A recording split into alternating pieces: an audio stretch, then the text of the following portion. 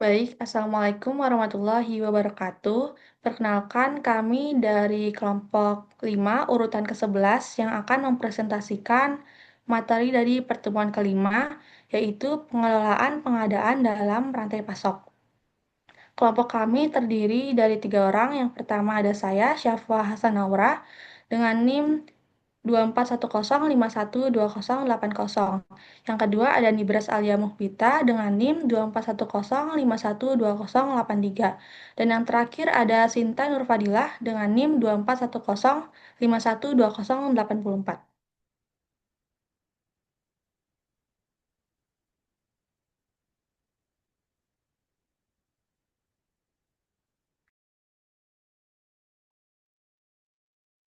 Oke, masuk aja ke dalam materinya. Pertama, kita bahas dulu apa itu pengelolaan pengadaan dalam rantai pasok. Pengelolaan pengadaan adalah proses penting yang memastikan perusahaan bisa memperoleh barang dan jasa yang dibutuhkan secara efisien, ekonomis, dan tepat waktu. Dalam konteks rantai pasok, pengadaan bukan cuma soal membeli bahan baku, tetapi juga mengelola hubungan dengan supplier, mengatur alur informasi, dan menjaga kelancaran produksi. Next slide.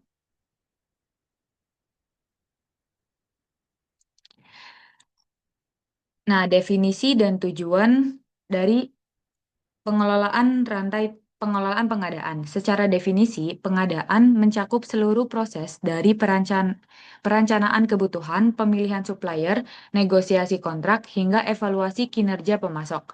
Tujuan utamanya adalah menjamin ketersediaan material atau jasa dengan kualitas yang baik dan harga yang kompetitif. Selain itu, pengadaan juga berperan untuk menekan biaya total kepemilikan dan meningkatkan daya saing perusahaan. Dengan kata lain, semakin baik sistem pengadaannya, semakin kuat juga posisi perusahaan di dalam rantai pasok. Next slide. Tugas dan fungsi pengadaan. Secara umum, fungsi pengadaan memiliki beberapa tugas utama. Yang pertama, menentukan kebutuhan dan spesifikasi barang atau jasa yang akan dibeli.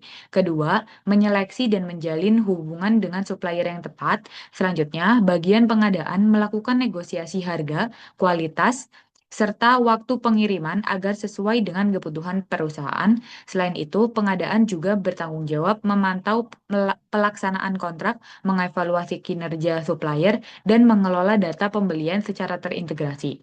Saat ini, banyak perusahaan sudah beralih menggunakan sistem digital seperti e-katalog, e-bidding, dan e-auction untuk mempercepat proses dan meningkatkan transparansi. Next slide. Nah, dalam pengadaan modern, strategi yang diterapkan tidak lagi hanya fokus pada penghematan biaya, tetapi juga bagaimana menciptakan nilai tambah. Misalnya dengan menjalin kemitraan jangka panjang dengan supplier utama agar proses lebih stabil dan saling menguntungkan. Selain itu, pengadaan kini juga memanfaatkan analisis data dan kolaborasi lintas departemen seperti logistik dan keuangan untuk pengambilan keputusan yang lebih akurat. Namun, tentu saja ada beberapa tantangan seperti fluktuasi harga bahan baku, risiko keterlambatan pasokan, serta ketidakpastian pasar global. Oleh karena itu, organisasi perlu adaptif terhadap perkembangan teknologi digital agar sistem pengadaannya lebih efisien dan tangguh. Next slide.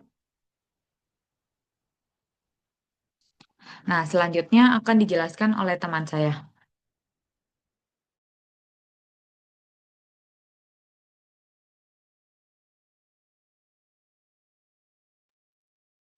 Selanjutnya ada kriteria pemilihan supplier. Menurut Syamil, pemilihan supplier merupakan kegiatan strategi, terutama jika pemasok memasok barang-barang penting dalam jangka panjang. Kriteria ini harus mencerminkan barang yang dibeli dan memiliki tingkat kepentingan yang berbeda. Teknik pendukung keputusan multi kriteria seperti AHP dapat digunakan untuk memilih penyedia potensial berdasarkan kriteria yang berbeda dengan bobot yang berbeda.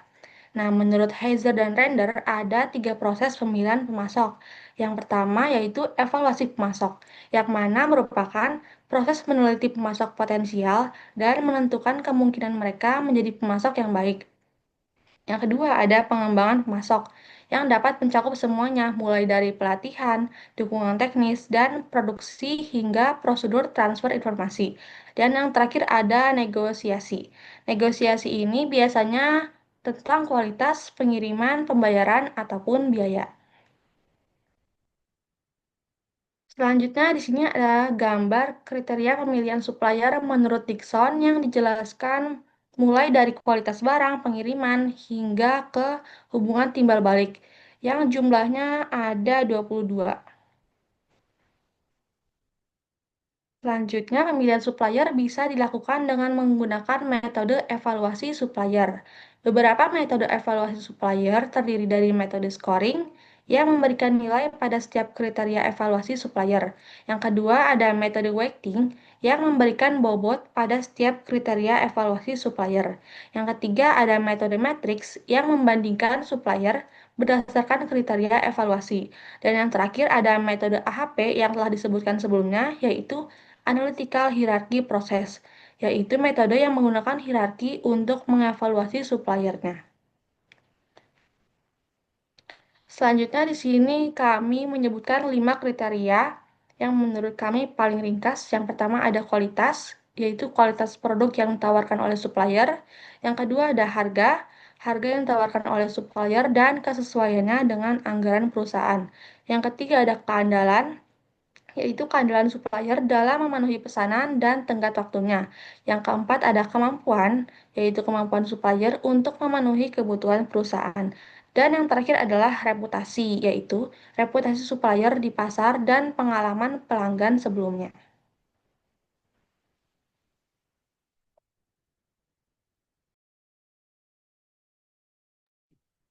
Baik, selanjutnya adalah teknik pemilihan supplier. Pemilihan supplier merupakan langkah strategis dalam rantai pasok karena supplier berpengaruh langsung terhadap kualitas biaya dan ketepatan waktu produksi. Jika perusahaan lebih memilih supplier, dampaknya bisa serius.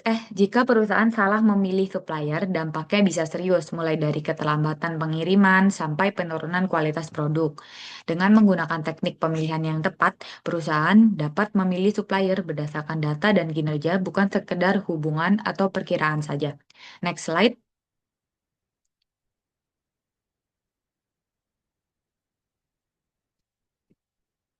Nah, selanjutnya adalah metode dan pendekatannya dalam pemilihan supplier. Ada berbagai teknik yang bisa digunakan untuk memilih supplier yang tadi, seperti yang tadi sudah dijelaskan oleh teman saya sebelumnya. Tapi di sini saya akan menambahkan beberapa saja. Secara umum dibagi menjadi dua, yaitu metode tradisional dan metode kuantitatif modern. Metode tradisional misalnya weight scoring model, di mana setiap suppliernya diberi nilai berdasarkan kriteria tertentu seperti harga, kualitas, dan pengiriman. Sedangkan metode modern seperti AHP tadi, Analytic Hierarchy Process, lebih sistematis karena memberikan bobot pada tiap kriteria dan menghitung peringkat akhir supplier. Menurut penelitian oleh Widyanestati dan Setiorini pada tahun 2021, hasilnya menunjukkan bahwa kualitas merupakan faktor paling penting dengan bobot tertinggi, diikuti oleh pengiriman dan harga. Artinya, supplier yang memiliki kualitas bahan baku dan ketepatan pengiriman yang tinggi akan menjadi prioritas bagi perusahaan. Next slide. Nah, selanjutnya adalah implementasi dan tips praktis yang bisa digunakan saat pemilihan supplier. Dalam penerapannya, pemilihan supplier sebaiknya melibatkan berbagai pihak, bukan hanya bagian pembeliannya saja. Tim produksi, keuangan, dan logistik juga perlu melibatkan agar penilaian terhadap supplier lebih menyeluruh. Kriteria pemilihan juga harus disesuaikan dengan strategi perusahaan yang seperti tadi sudah dijelaskan. Lalu, evaluasi kinerja supplier perlu dilakukan secara rutin, bukan hanya saat awal pemilihan, supaya hubungan bisnis tetap efisien dan transparan. Dan yang terakhir, seluruh proses harus terdokumentasi dengan baik agar bisa menjadi dasar perbaikan di masa depan. Next slide. Oke, slide ini akan dijelaskan oleh teman saya. Oke, selanjutnya di sini ada time to market. Jadi, menurut Perls dan Zimmerman, time to market merupakan indikator kunci yang menunjukkan seberapa cepat perusahaan dapat mengubah ide atau konsep produk menjadi barang yang siap dijual di pasar. Jadi TTM ini sangat berperan dalam menentukan keunggulan kompetitif suatu perusahaan karena berpengaruh langsung terhadap efisiensi potensi peningkatan pangsa pasar, kemampuan menetapkan harga premium, serta membangun loyalitas pelanggan. Secara sederhana, time to market mengukur jangka waktu dari tahap awal pengembangan produk hingga produk tersebut tersedia untuk dijual di pasar. Hal ini mencakup seluruh proses termasuk perencanaan, desain, pengujian, produksi, distribusi, dan pemasaran. Next slide. Oke, berikut ini merupakan faktor-faktor penting yang mempengaruhi time to market. Yang pertama, supplier product integration, yaitu pemasok membantu membuat komponen atau sub-assembly produk. Tapi karena proses ini melibatkan banyak koordinasi, kontrak, dan kontrol waktu peluncuran justru bisa lebih lama. Product integration dapat memperlambat TTM. Kemudian yang kedua, supplier process integration atau integrasi proses. Jadi pemasok dan tim perusahaan bekerja sama langsung dalam proses desain dan produksi. Karena komunikasi lebih intens dan kesalahan bisa dideteksi lebih cepat, maka prosesnya bisa lebih efisien. Maka supplier process integration dapat mempercepat TTM. Lalu faktor yang terakhir yaitu adopsi teknologi eksternal dan eksplorasi internal. Saat perusahaan mengadopsi teknologi baru dari luar, misalnya software, mesin, atau sistem baru, TTM bisa lebih cepat atau lebih lambat tergantung apakah perusahaan punya aktivitas eksplorasi internal yang kuat. Kemudian, kalau perusahaan aktif belajar dan berinovasi secara internal, maka teknologi baru bisa langsung digunakan secara efektif dan dapat mempercepat TTM. Next slide. Oke, berikut ini merupakan strategi time to market yang dapat membuat time to market ini lebih efisien dan efektif. Yang pertama yaitu adanya rencana yang matang. Hal ini tuh melibatkan identifikasi tujuan, target pasar, kebutuhan konsumen, analisis pesaing, dan penjadwalan yang realistis. Yang kedua, desain produk yang modular. Dengan memecah produk menjadi modul yang terpisah, tim dapat bekerja secara paralel pada setiap modul. Hal ini dapat meningkatkan efisiensi dan mengurangi waktu pengembangan secara keseluruhan. Yang ketiga, kolaborasi tim yang solid. Dengan mengadakan rapat reguler dengan berbagi informasi secara terbuka dan dapat memastikan saling adanya pemahaman antar tim ya, sehingga dapat mempercepat pertukaran ide, mengatasi hambatan, dan memastikan kelancaran proses pengembangan. Yang keempat, prototyping yang cepat. Dengan menggunakan prototyping cepat atau teknik pengembangan iteratif, dapat membantu memvalidasi dan menguji konsep produk dengan cepat. Yang keempat, proses produksi yang efisien.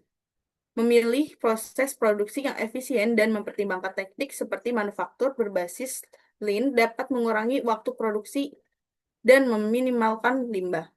Kemudian yang kelima, penggunaan teknologi terkini dengan menerapkan teknologi seperti manajemen rantai pasok berbasis cloud, pemodelan dan simulasi produk, analisis data, dan kecerdasan buatan atau AI dapat memberikan keuntungan signifikan dalam mengoptimalkan proses pengembangan produk. Kemudian yang terakhir adalah selalu diadakan evaluasi secara terus-menerus. Next slide. Oke, kemudian di sini keterlibatan supplier dalam pengembangan produk baru. Keterlibatan supplier dalam pengembangan produk baru sangat diperlukan. Keterlibatan mereka bisa berguna untuk memberikan masukan tentang sifat-sifat material, kemampuan mereka dalam memasok material dengan spesifikasi yang berbeda, serta kapasitas yang tersedia apabila mereka diperlukan untuk memasok material atau komponen yang sama sekali baru. Supplier dapat membantu dalam pengembangan prototipe dengan lebih cepat karena mereka memiliki peralatan, sumber daya, dan pengetahuan produksi yang mumpuni.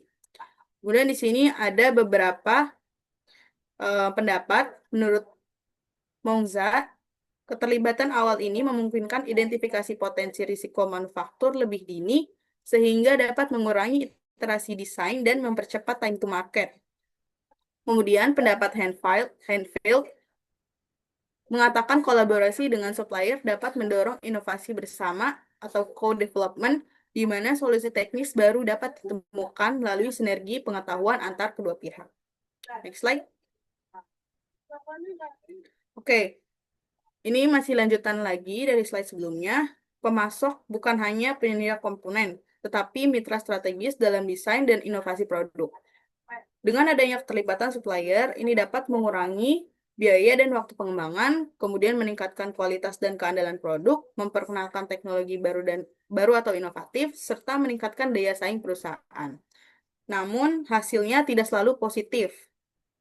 Tapi ada juga perusahaan yang gagal karena koordinasi yang lemah, perbedaan tujuan, atau kurangnya pemahaman kemampuan pasok. Oke, di sini eh, strategi keterlibatan supplier yaitu dimulai dari ide awal, kemudian dilanjut dengan pengembangan konsep, perancangan awal, serta diakhiri oleh prototype.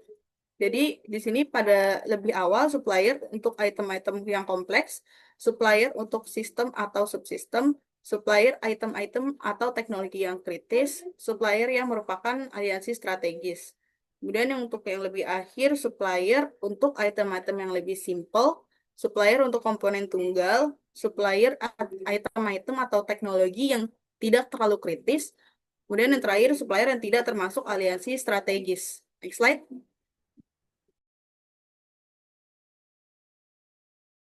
Oke, selanjutnya akan dipresentasikan oleh rekan saya. Baik, selanjutnya ada sistem e-procurement yang menurut Muhtar dan Setia Diharja dalam Mutiarin dan Zainuddin merupakan layanan pengadaan barang dan jasa secara elektronik di mana sistem ini berusaha mengatur transaksi bisnis melalui komputer. Dan proses pengadaan barang atau jasa dilakukan secara online.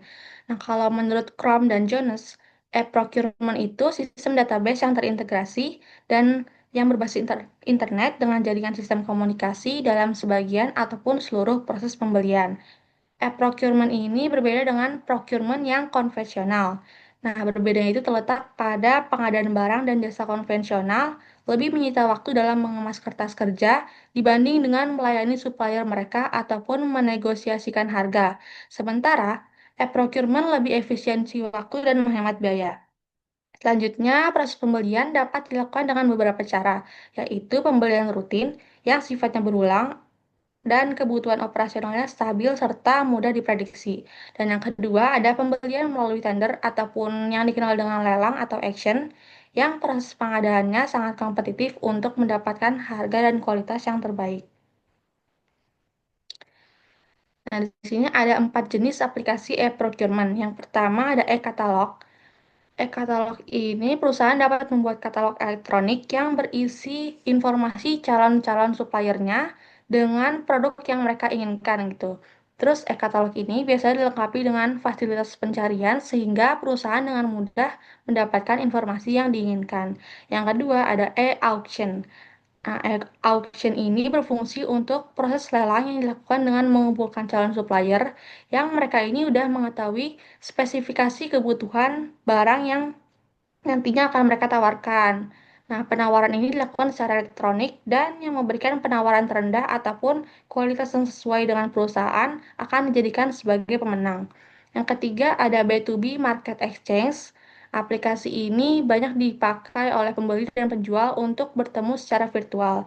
Seringnya aplikasi ini dikelola oleh pihak ketiga, dan item-item yang ditransaksikan bisa spesifik untuk bidang tertentu ataupun yang umum.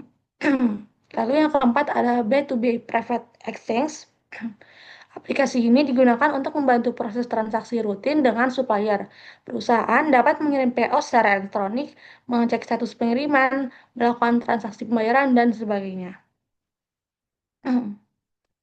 Selanjutnya ada 6 keuntungan e-procurement. Yang pertama yaitu mengoptimalkan tingkatan-tingkatan inventory melalui penerapan praktek pengadaan yang efisien. Yang kedua ada menghemat biaya administrasi pengadaan serta biaya penggunaan bahan habis pakai. Yang ketiga yaitu mendapatkan harga dan produk barang yang lebih kompetitif dengan semakin banyaknya peserta yang mendaftarkan diri untuk mengikuti pelelangan. Yang keempat ada meningkatkan transparansi dalam pelaksanaan pengadaan barang ataupun jasa. Yang kelima yaitu menjamin proses pengadaan barang akan berjalan lebih cepat dan akurat. Dan yang terakhir, untuk mempercepat proses pengadaan barang ataupun jasa sehingga prosesnya lebih mudah. Selanjutnya di sini kami menampilkan berbagai referensi untuk materi yang telah kami presentasikan sebelumnya. Baik, terima kasih. Kurang lebihnya mohon maaf. Kami dari kelompok 5 yang mempresentasikan pertemuan kelima mengucapkan terima kasih. Wassalamualaikum warahmatullahi wabarakatuh.